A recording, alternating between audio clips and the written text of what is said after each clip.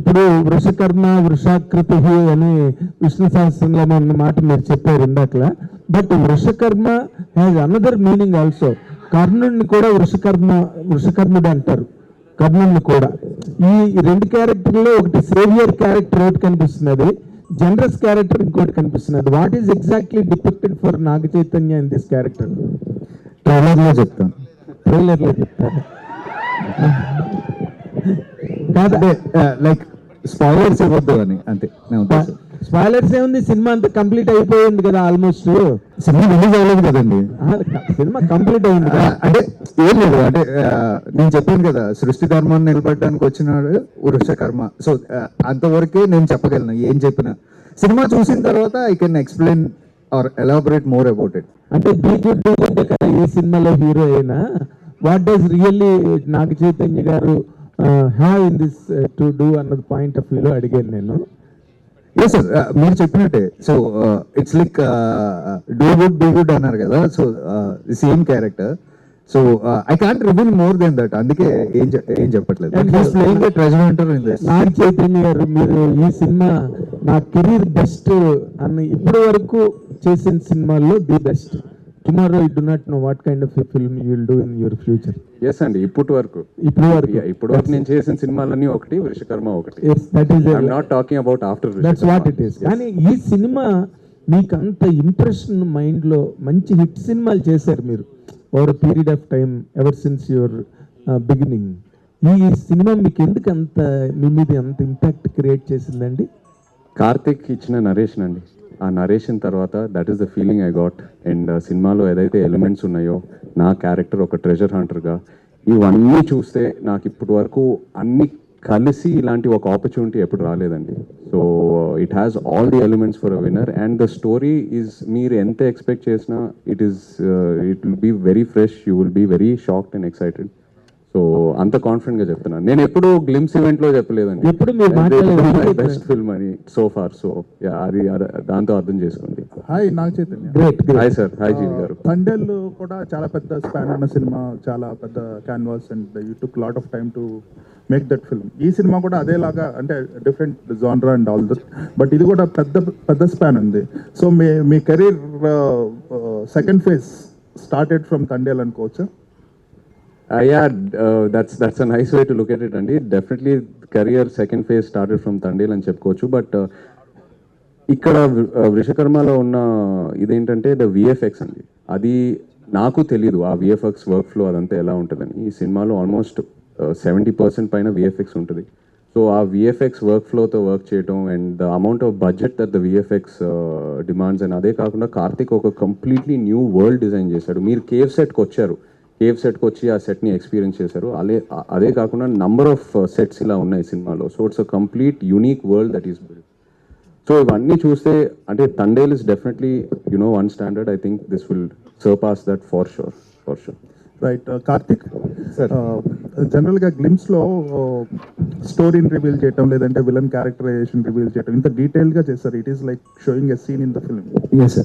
Glimpse అంటే టక్ అని ఫాస్ట్ ఫ్రేమ్లో వెళ్తుంటుంది. This one you held it and shown the characteristic of the evil character in the film. Plus at the same time fans ఏమన్నా అనుకునే లోపల ఇమీడియట్గా that last shot was like very heroic, very commercial, right? So we can expect that kind of blend. Heroism meets content. Yes sir, definitely ఉంటుంది. అంటే ఇప్పుడు మీరు అంటే villain ని చూపించారు, ఒక ఇన్హ్యూమన్ లాంటి విలన్ ని చూపించారు. సో అతన్ని ఎదుర్కోబోతున్న ఒక హీరో కూడా ఉండాలి కదా. సో అదే గ్లిమ్స్ లో చెప్పడానికి ట్రై చేసామండి. And the glimpse is just for 2 minutes. You are going to witness 3 hours film. Right. ఇంకోటి గ్రాఫిక్స్ అనేది పెద్ద, it can make or break the film. మీరు సెట్ చేసి గ్రాఫిక్స్ ని బ్లెండ్ చేయటం, నేను సెట్ కూడా వచ్చాను. So it is constructed in such a way that graphics can be seamlessly integrated in to the visuals అనేసి.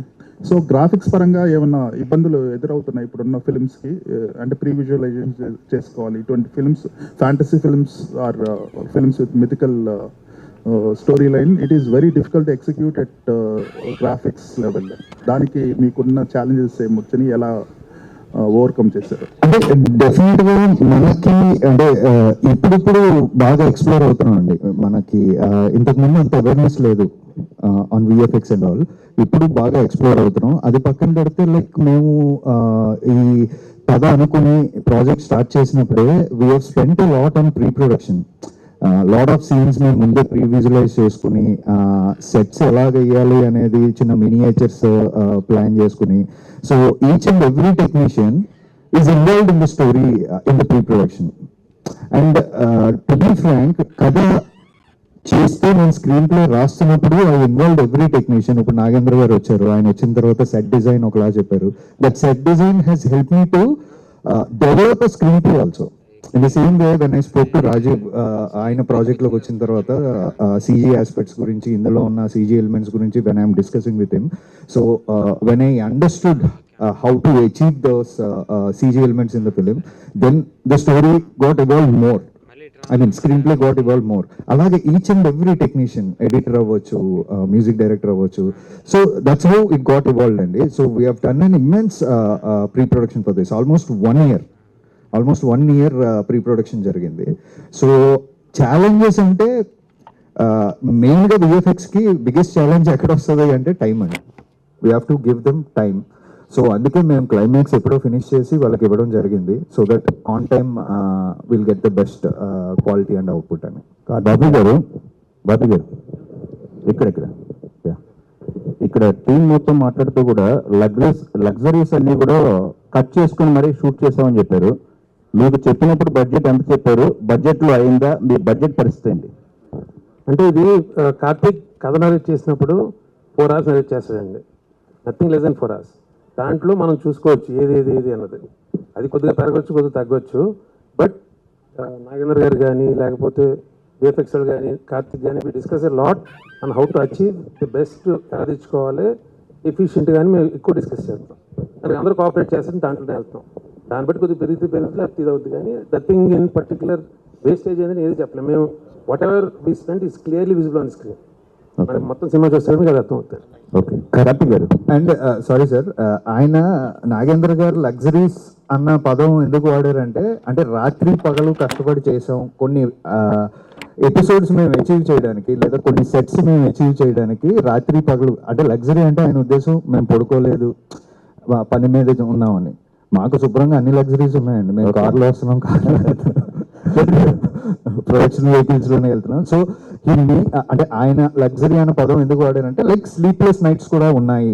సో అందుకే ఆయన మెన్షన్ చేశారు. ఈవెన్ చైతు గారిని కూడా చాలా ఇబ్బంది పెట్టాం నైట్ షూట్స్ ఎక్కువ పెట్టి అని. సో ఆ లగ్జరీ అనమాట ఆయన చెప్పారు. అదే కార్తిక్ గారు మీకు నైట్ షూట్లకి మీరు ఎప్పుడు చేయరు, అట్లాంటిది నైట్ షూట్లు చేశారని చెప్పారు. అవును, ఇందాక మాట్లాడుతూ ఎప్పుడు చేయను అనేది కాదండి, సినిమాకి అవసరం వస్తే 100% చేస్తాను. మేబీ అప్పుడప్పుడు యాక్షన్ చేసేటప్పుడు ఒక రోజు బ్రేక్ ఇచ్చి చేద్దామని అలా రిక్వెస్ట్ చేస్తాను. ఓకే, కార్తిక్ గారు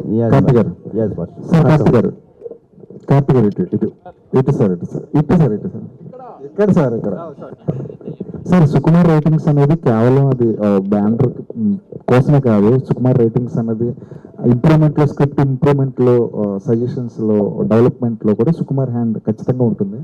అది మీ విరూపాక్ష నుంచి మొదలైంది. ఈ సినిమాలో ఈ కథ చెప్పినప్పుడు కానీ సుకుమార్ మార్క్ మేము ఎక్కడ చూడొచ్చు యాజ్ ఆడియన్స్గా? అంటే లైక్ ఈ కథ చెప్పినప్పుడు డెఫినెట్గా సుకుమార్ సార్ ఆబ్వియస్గా కథ వింటున్నప్పుడే కొన్ని ఇన్పుట్స్ ఇచ్చేస్తారండి. ఇది ఇలా ఉంటే బాగుంటుంది, ఇలా ఉంటే బాగుంటుంది అని. సో అలాగా there are lot inputs from him అండి. So in a way he is also involved in to the screenplay of the film, giving those inputs. So అలా ఆయన he has done a great job in screenplay అండి, like ఈ story విషయంలో. Sparsh usually అంటూ ఉంటారు ఇండస్ట్రీలో heroes చాలా పర్టికులర్గా ఉంటారు, హీరోల మీద ఓపెన్ చేయాలి, లేకపోతే ఎక్కువ స్క్రీన్ ప్లేస్ వాళ్ళకు ఉండాలి అని కొన్ని క్యాలిక్యులేషన్స్ ఉంటాయి కదా చాలా మంది హీరోలకి. అసలు మీ థాట్ ప్రాసెస్ ఎలా ఉంటుంది? అలాంటివన్నీ బ్రేక్ చేసినట్టు కనిపిస్తుంది గ్లిమ్స్లో. ఈ సినిమా నేను ఒక టోటాలిటీలో చూస్తున్నానండి. ఆ మీటర్స్, ఆ క్యాల్కులేషన్స్ అన్ని పక్కన పెట్టి ఒక టోటాలిటీలో చూస్తున్నాను. ఎందుకంటే I believe in Karthik's vision. నేను ఆ విజన్ని పూర్తిగా నమ్ముతున్నాను కాబట్టి I'm not believing in all these calculations. I believe that whatever vision he has for this film అది నమ్ముతూ వెళ్తే ఖచ్చితంగా అదే సక్సెస్ తీసుకొస్తుందని. So and I want to be different as a actor. ఆ టిపికల్ టెంప్లెట్, ఆ typical ఫార్ములాలో పడితే మనమే చూస్తామండి కొన్నిసార్లు వర్కౌట్ అవ్వట్లేదు, apart from some of the actors. So I think we have to, it's our responsibility to do something different, try something different. అలాగే జనరేషన్ని మనం ఎక్సైట్ చేయగలుగుతాము. So that's my ideology. Karthik గారు సార్, యూజువల్లీ టైటిల్ కింద ఒక caption పెడతారు కదా, మీరు moon symbol ఏదో పెట్టి ఏదో చెప్పడానికి ట్రై చేస్తున్నారేమో అనిపిస్తుంది. అది ఒక చిన్న క్రిప్టిక్ మెసేజ్ అండి, సినిమా వరకు రివీల్ చేయదలుచుకోలేదు. థ్యాంక్ యూ అండి. లుకింగ్ మీరు ఎక్స్పెక్ట్ చేసింది కరెక్ట్, ఇట్స్ క్రిప్టిక్ మెసేజ్ అండి. Thank you. Looking for Ajaneesh గారు, కార్తిక్ గారు. అజనీష్ గారు ఒకసారి మైక్ ఎవరు. సో తెలుగులో మంగళవారం చేశారు, ఓదెల 2 చేశారు. సేమ్ అదే కైండ్ ఆఫ్ జోనర్లో ఈ సినిమా చేయడం ఎలా అనిపిస్తుంది? ఎంత కష్టంగా అనిపించింది దీన్ని కొత్తగా ప్రజెంట్ చేయడానికి? కష్టం లేదు సార్. యాక్చువల్లీ ఫస్ట్ నాకు విరూపాక్షం, సో ఈ జానర్లో I'm very happy sir, because మళ్ళీ టీమ్ అప్ చేయడానికి same with the same production with the same director అనేది it's known people knows me better. So నా దగ్గర నుంచి if I give any new thoughts, acceptance ఉంది. So in that perspective I'm very happy that I can able to do more. I can raise the bar for Virupaksha, Mangalavaram, the movie. Then I will have a bigger scope in the full movie to give, to offer to the film. Bobby గారు, ఈ graphics involve అయిన సినిమాలు ఇటీవల రోజుల్లో కనుక మనం చూసుకుంటే they suffered to a very great extent. అక్కడెక్కడో మరి మిస్మేనేజ్మెంట్ ఆఫ్ థింగ్స్ ఎక్కడ జరుగుతున్నదో పొరపాటు మీడియాగా మాకైతే తెలియదు కానీ, బట్ అన్నీ అయిపోయిన తర్వాత we are hearing that they underwent lot of damage and everything.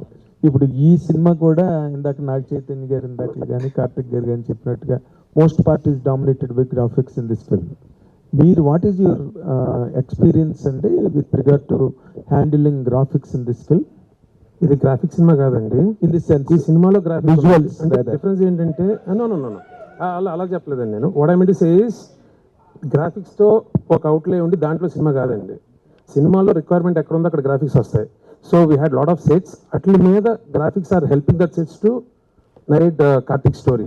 దానివల్ల they are part and parcel of the film, not సెపరేట్గా స్కేల్ చూపించడం దానికోసం చేయలేదండి. అది లైక్ ఇప్పుడు మీరు ఇందాక బ్యాట్ చూసారు, bat is a part and parcel, but అది యానిమల్గా దాని స్కోప్ దాని స్పేస్ చేయడానికి ఉంది అంతే.